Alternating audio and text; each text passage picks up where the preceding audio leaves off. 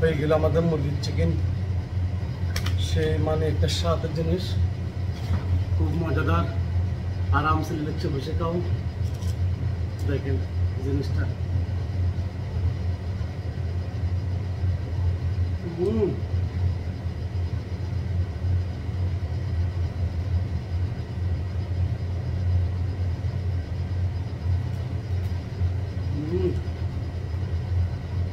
সেরকম স্বাদ।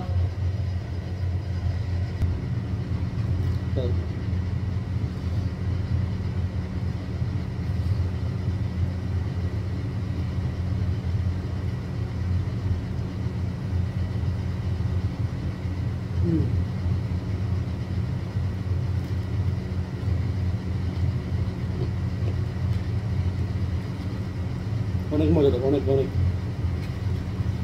দেখেন জিনিসটা, সৌন্দর্য, কত সৌন্দর্য, মজা সেরকম। সাথে পেপসি আর সস, সেরকম একটা মজা।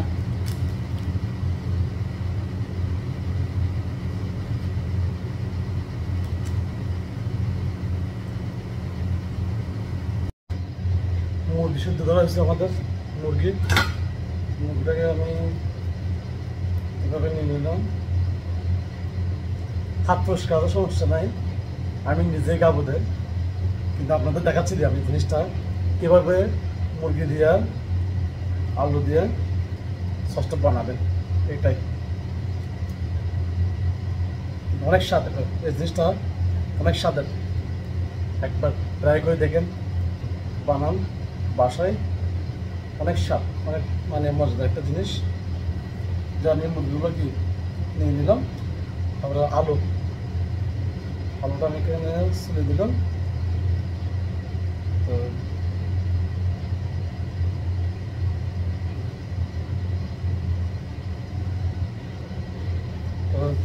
আলু ছুলেছে, আলু আর মুরগি একসাথে আমি মিক্স করলাম ভালো করে। আলু ভর্তা মতো করে নিলাম, মুরগির আমি ফেলে দিলাম। এখানে আমি আলুটা ভালো করে কাঁচা সিদ্ধ করলাম। তিনটা ভালো সিদ্ধ হয়েছে, মুরগির ডাল আর আলু সিদ্ধ হয়েছে। সাথে আমি দিলাম ধনিয়া পাতা, কাঁচামরিচ, পেঁয়াজ, কাঁচামরিচ, পেঁয়াজ, ধনিয়া পাতা, তিনটা। তারপরে একটু দিলাম গোলমরিচের ফ্লেভার, ব্ল্যাক পেপার, লবণ আগে একটু দিয়ে আছে, সেজন্য একটু লবণ কমা দিলাম। তারপরে দিলাম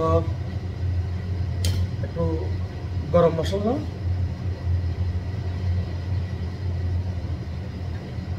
জ্বালার জন্য হালকা মরিচ। হয়ে গেছে আমাদের মশলা আইটেম।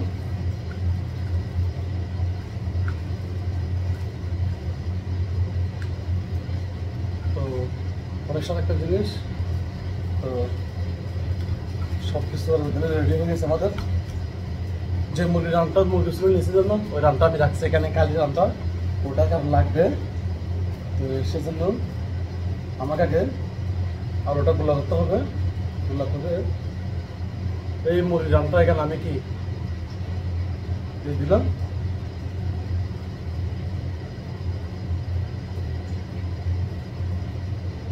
কারণ এটা না দিলে তার মুরগির ললিপপ সব হবে না। রেডি হয়ে গেছে একটা,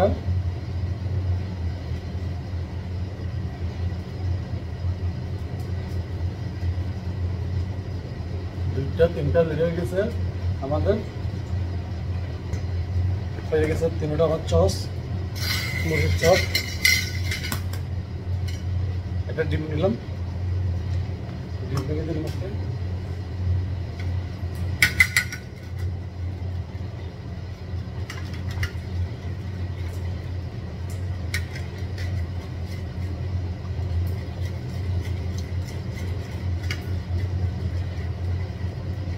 ডিমটা ভালো মতো মিক্স হয়ে গেছে।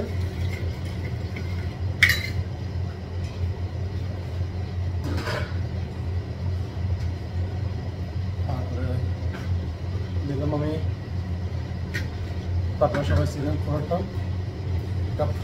পরোটা দিয়ে বাসা বানানো যায়, না রেডিমেড দোকানে পাওয়া যায়, না হলে পাউরুটি আছে না, পাউরুটি দিয়ে কি বাসা বানানো যায়। তো রেডি হয়ে গেছে আমাদের ডিমের জিনিসটা।